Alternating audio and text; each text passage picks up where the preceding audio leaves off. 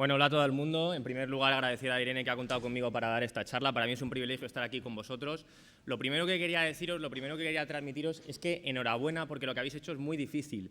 No es casualidad, de verdad que no es casualidad, que estéis sentados y sentadas aquí escuchando esta charla. Si estáis aquí es fruto del esfuerzo y el sacrificio que habéis hecho durante todos estos meses. Es muy difícil llegar a donde habéis llegado, lo digo por experiencia, de manera que enhorabuena a todos porque sois los números 1 de vuestro 1000 particular. Bien, hablemos de cirugía torácica. Todo el mundo tiene problemas cuando tiene que definir su especialidad en una palabra. El neurólogo ya ha puesto 16 palabras. Bien, pues todo cirujano torácico que se precie puede definir su especialidad en una palabra y de una manera muy rápida. Cirugía torácica es cirugía, con mayúsculas, en vez de quirófano, en vez de AMIR. ¿Por qué digo que cirugía torácica es cirugía? Porque es una especialidad absolutamente quirúrgica. No es una especialidad médico-quirúrgica. Nuestra labor asistencial va a ser el 90% en el quirófano, operando mucho, haciendo muchas manos y aprendiendo mucho. Por supuesto vamos a coger el fonendo, por supuesto vamos a tener que explorar a los pacientes y hacer mucha medicina clínica, pero es una especialidad fundamentalmente quirúrgica. Mirad, esto es un vídeo de una cirugía torácica de rutina, una lobectomía superior derecha que hacemos todas las semanas en el hospital. Fijaros las estructuras que tenemos: la arteria pulmonar, la vena ácigos, un ganglio iliar, una cinta blanca que es el frénico, el corazón latiendo por detrás, el bronquio principal derecho un poquito más atrás, aquí tenemos la cava, a la derecha la tráquea pasando con el vago, el esófago que queda tapado por el pulmón. Es decir, estructuras vitales de alta importancia, estructuras que hacen que cirugía torácica sea una cirugía mayor, donde las complicaciones que vamos a tener cuando hay algún problema en estas cirugías van a ser graves, y esto tenemos que tenerlo claro. Cirugía torácica es una cirugía mayor, no es cirugía de superficie, no es cirugía plástica, aquí operamos en cavidad y las consecuencias pueden ser mucho más graves. No solamente vamos a hacer cirugía por vídeo, que es el grueso de la cirugía que se hace en los quirófanos de torácica, se hace cirugía por vídeo, ese es el 80-85% de la cirugía que hacemos. También haremos cirugía abierta, un traumatismo torácico que viene con un hemotórax masivo, un pulmón lacerado, pues habrá que operarlo y hacer una reconstrucción abierta, una resección ampliada para un sarcoma invasivo de pared, una cirugía combinada donde a la vez haremos una cirugía mínimamente invasiva, quitaremos el lóbulo pulmonar con una incisión de 4 centímetros ayudados por instrumental específico y una óptica, y planificaremos una incisión para hacer una reconstrucción en la pared torácica de esa persona, estrictamente donde la pared está afectada localizadamente por ese tumor, y luego lo reconstruiremos como sale en la fotografía con una malla de Gore-Tex y una prótesis costal cementada. O cirugía abierta para tumores que infiltran la arteria pulmonar, que necesitamos hacer una resección parcial de esa arteria y luego reconstruirla, como en la fotografía que tenéis, una reconstrucción primaria, una angioplastia por sutura primaria de la arteria pulmonar.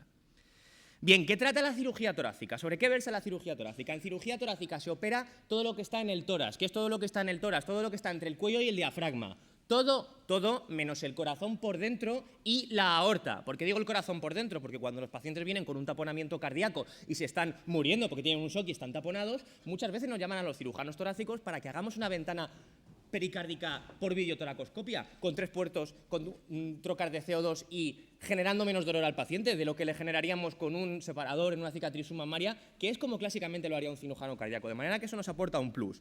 Es cierto que el carcinoma de pulmón es la base de nuestra patología, es lo más frecuente que tratamos en nuestra especialidad, pero tratamos muchas más cosas. ¿Qué más tratamos? Tratamos cirugías del mediastino. ¿Os acordáis aquella regla que decían en el mediastino anterior está el timo, el tiroides, el teratoma y el terrible linfoma? Pues tratamos el timoma y tratamos el tiroides, el bocio endotorácico, tratamos tumores de mediastino posterior, tratamos cirugía del hemotórax, del neumotórax, del derrame pleural cuando no funcionan con drenaje torácico, tratamos patología esofágica, tratamos patología traqueal, tratamos patología de pared torácica, hacemos nuestras broncoscopias. No tiene que venir como va con el cirujano general digestivo a hacer la endoscopia, hacemos nuestras broncoscopias flexibles y rígidas, damos tratamiento quirúrgico a estos pacientes de forma endobronquial, pero también tenemos que diagnosticar y también tenemos que ver cómo son los bronquios de nuestros pacientes y tenemos que diferenciar si hay que cortar más arriba o más abajo, si vamos a hacer una técnica quirúrgica u otra, viendo la broncoscopia en nuestros pacientes.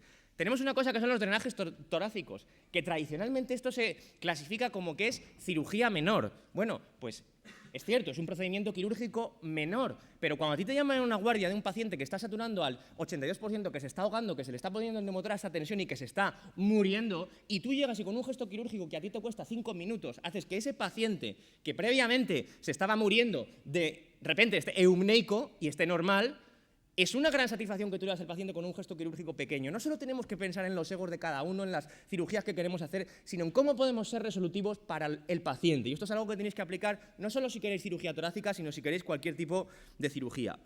Pongo aquí que es una especialidad en reciente cambio. ¿Por qué? Porque venimos de una cirugía abierta, de una cirugía abierta, que a día de hoy las indicaciones han cambiado. Antes, la videocirugía tenía unas indicaciones muy estrictas. ¿Ahora qué se opera abierto?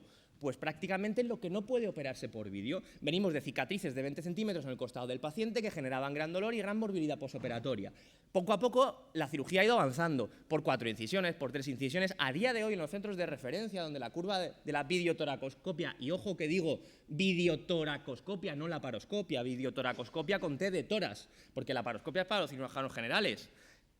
En hospitales de referencia ya se está realizando de forma rutinaria cirugía por una sola incisión de 4 centímetros, con un separador de partes blandas que no genera dolor, que disminuye la morbilidad posoperatoria en estos pacientes. No ya solo eso, sino que además en pacientes seleccionados estamos llegando a la mínima invasión quirúrgica y anestésica, porque estos pacientes están operando sin intubar. Tradicionalmente necesitábamos un tubo de doble luz que nos colapsaba el pulmón que nosotros teníamos que operar y nos ventilaba el pulmón que no teníamos que operar. Ya hay pacientes seleccionados donde podemos, bajo unas condiciones de sedación profunda y sin relajante muscular, únicamente con el neumotórax quirúrgico, operar a estos pacientes. Es la mínima invasión quirúrgica y anestésica. Y hacia esto es hacia donde va la especialidad y este es el presente de la especialidad. Fijaros. Esta es la postura quirúrgica que nosotros tenemos cuando operamos.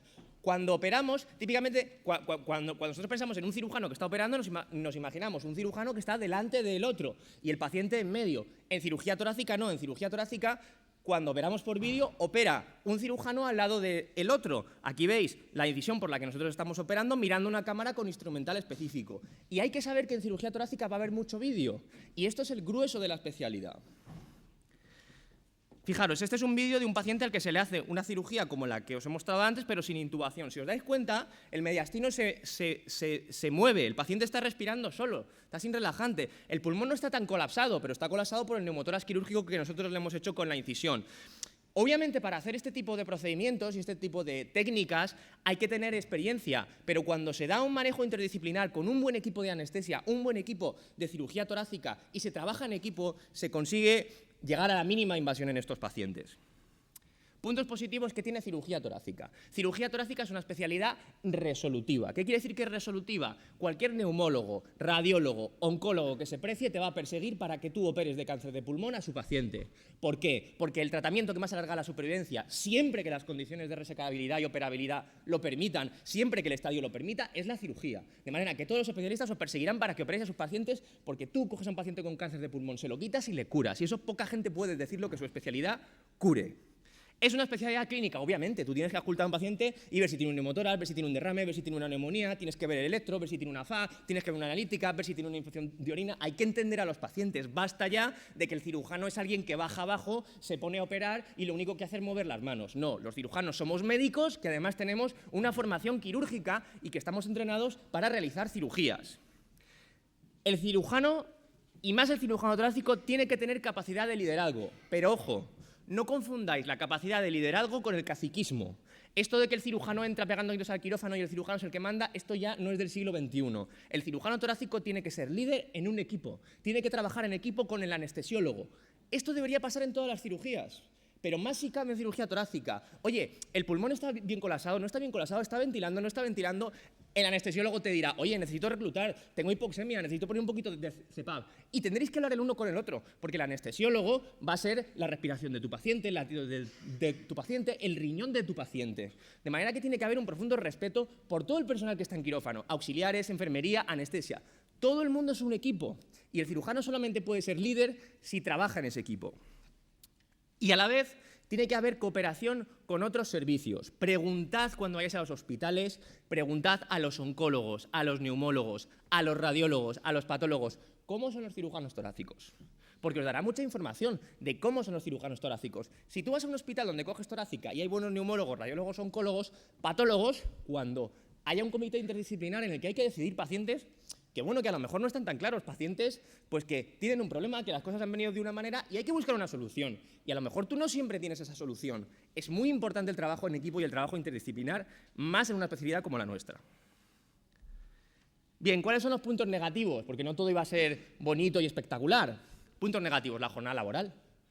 Nosotros no salimos a las 3. A las 3 tú ves la puerta del hospital y está el cardiólogo, el neurólogo, el nefrólogo, el radiólogo, el otorrinolaringólogo, el patólogo, todos se van a las 3 con su libro de Harrison andando, ¿vale? Y todos súper contentos. Tú no, tu hora de salir es más parecida a la que tienes ahí. En cirugía torácica empiezas cuando entras y te vas cuando terminas. Y esto es algo que hay que asumir, y esto es algo que uno no piensa antes de coger la especialidad y tiene que saber que va a destinar muchas horas en quirófano y va a sacrificar muchas cosas, y esto hay que saberlo. La jornada laboral es larga y dura. Es una cirugía mayor y tiene complicaciones. Nuestros pacientes se mueren en la mesa de quirófano y se mueren en el posoperatorio. Hay que saber que tú a lo mejor vas a dar todo por un paciente, el 100%, y ese paciente se puede morir. Hay que saber que a veces tú darás el 100%, creerás que no lo has hecho tan bien como la vez anterior y el paciente va estupendo. Pero hay que asumir psicológicamente que esas complicaciones van a ser graves. Hay que tener tolerancia a la frustración. Insisto, tú no puedes llegar a cirugía torácica, que son cirugías altamente específicas, y querer operar como tus adjuntos. ¿Por qué no? Porque requiere una curva de aprendizaje y requiere que tú te dediques tiempo. Y en general, otro punto que yo considero que es negativo es que las guardias no se libran. Las guardias no se libran. Esto suele ser más duro durante el primer y segundo año. El primer año, muchos hospitales de cirugía torácica hacen guardias de puerta, guardias combinadas con cirugía general, y se duerme menos. Obviamente se duerme menos y después pues lo pasas peor. Cuando ya eres R más mayor, tus guardias son propias de especialidad. Las noches te las suelen respetar, a no ser que tengas que operar durante toda la noche, y puedes dormir un poquito más y las cosas van un poco mejor. Pero esto es un punto negativo y hay que destacarlo. ¿Qué rotaciones hay? Bueno, pues las que pone el plan de la especialidad. Los primeros años vais a rotar de R1 R2 por cirugía, por una estancia en UCI-REA, y luego haréis broncoscopias, y cuando sois R más mayores vais a cardíaca y a vascular. Esto es lo que hace todo el mundo.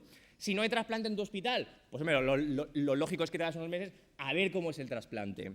Y generalmente, yo creo que esto es un punto positivo, tiene que haber rotación externa. No hay en todos los hospitales. Cuando vayáis a preguntar, preguntáis, oye, ¿aquí hacéis rotación externa? Y a lo mejor os dicen, pues es que no hacemos rotación externa porque aquí no es importante la rotación externa. Pues le dices, no te elijo. Si no haces rotación externa, no me voy contigo, me voy al hospital de enfrente. Preguntad estas cosas y preguntadlas sin tapujo, porque es muy importante salir, rotar y ver otras cosas distintas a las que veis habitualmente. Bien, ¿qué tengo que preguntar para elegir un hospital de cirugía torácica? Lo primero es preguntar, ¿qué cirugía quiero? ¿Yo quiero formarme bien en videocirugía? ¿Yo quiero formarme bien en trasplante? ¿Yo quiero formarme bien en patología de la tráquea? ¿Yo quiero formarme bien en patología esofágica? Y en función de eso probablemente tenga que ir a un centro o a otro. Hospital grande, hospital pequeño no es problema en cirugía torácica. Cirugía torácica siempre está en hospitales grandes. Es como cardíaca, como neurocirugía. Es una cirugía pues, que está en hospitales de referencia. Luego casi siempre va a ser grande. Hay que preguntarlo directamente. ¿Se hace vídeo? ¿Cuánto vídeo? ¿El residente hace vídeo? Porque si los adjuntos están en la curva de aprendizaje, pues tú vas a hacer menos vídeos. Si tus adjuntos han superado la curva de aprendizaje y ya tienen experiencia, te van a dejar más. Hay que preguntar cuántos quirófanos a la semana hay. Y hay que preguntar si el residente opera. Porque si hay 5 quirófanos, pero el residente no opera ninguno, pues para eso vete a un hospital que haya 3 y el residente opere en todos, ¿vale? Muy importante que preguntéis también cuántos residentes hay por año y cuántos en total, para ver cómo es la distribución quirúrgica. Y bueno, para ir acabando, este es el ranking nacional. Estas son las plazas que se han ofertado este año. Hay más de 20 plazas ofertadas. A mí esto me parece demasiado. Típicamente Torácica había tenido el acierto de reducir el número de plazas y de sacar 11, 14, 15. Este año no sé por qué ha sacado más. Realmente estas plazas hacen que luego no se pueda cubrir la perspectiva laboral. Sí es cierto que en años anteriores Torácica ha cerrado muchas plazas, de manera que ahora se puede permitir pues, sacar algunas más. Y nada más. Mucha suerte y que seáis muy felices.